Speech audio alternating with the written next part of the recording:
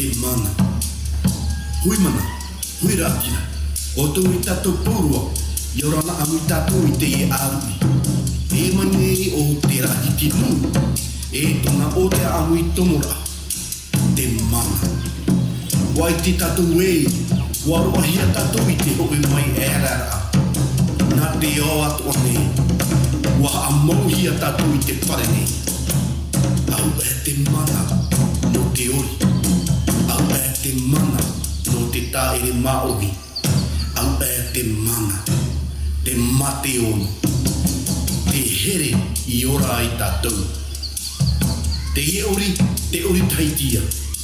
O ta tatou i oi here nā. I oho pa nā. I o pere nā. Te tamato ori. Tamato nei Ote'a. Te Ote'a tomora. O tamato ei ina. Ote'a te mana. No te whai te atuia o tau. Te here. O ta te Rahiti Nui. I vovo nana o tau. No te whai te i tamato nei here rahi. No te i e tāere. No te i e hiro a maori.